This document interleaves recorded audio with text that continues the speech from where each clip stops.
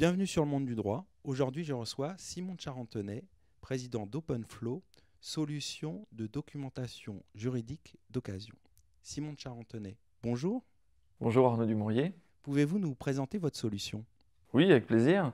Alors OpenFlow est une legal tech, donc qui s'adresse à un public de juristes, qui vise à permettre de publier ses contenus juridiques. Alors ça mérite d'être précisé, mais l'idée est de considérer que une question à laquelle répond un juriste, par exemple un avocat, mais non exclusivement, ça marche pour un notaire, ça marche pour un service juridique d'une entreprise.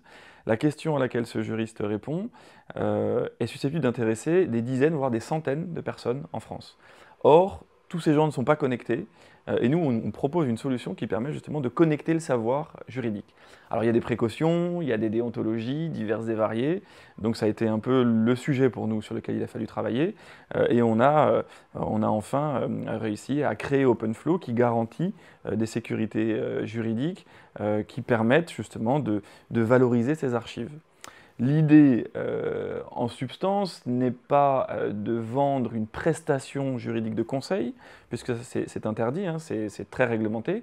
L'idée est de transformer son savoir en documentation, c'est-à-dire expurger des éléments qui relèvent du secret professionnel, anonymiser évidemment, et puis pourquoi pas remodeler, améliorer pour le vendre comme une note d'information de qualité qui pourrait intéresser les autres acteurs. Alors, occasion ne rime pas forcément avec qualité. Alors, comment garantir la qualité et la sécurité juridique? Alors occasion, c'est un mot qui tape un peu fort et c'est pas vraiment de l'occasion. C'est plutôt de l'édition en fait. C'est-à-dire qu'on propose un peu comme Airbnb où chacun peut louer sa maison ou son appartement, ce qui était impensable avant hein, face à l'hôtellerie.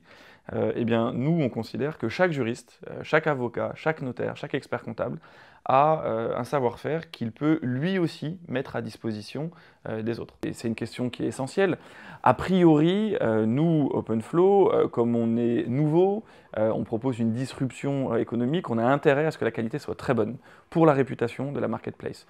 Donc, on est confronté là-dessus à diverses possibilités de contrôler ou pas la qualité.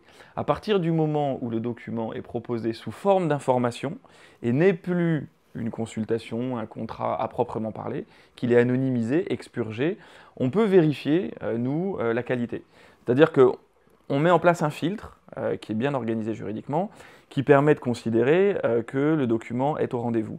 Mais on ne va pas non plus rentrer dans le détail du contenu de la note juridique. En revanche, le juriste, l'avocat, le notaire a lui tout intérêt à vendre de la bonne qualité. Et pour ce faire, il y a une fiche produit.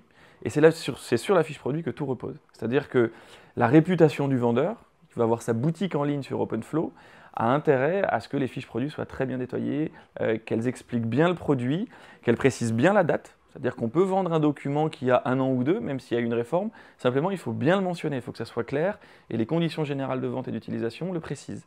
Et donc, en fait, c'est un faisceau d'indices qui organise la qualité. C'est une conjonction de facteurs qui font qu'un avocat a lui intérêt à vendre de la qualité pour se faire connaître.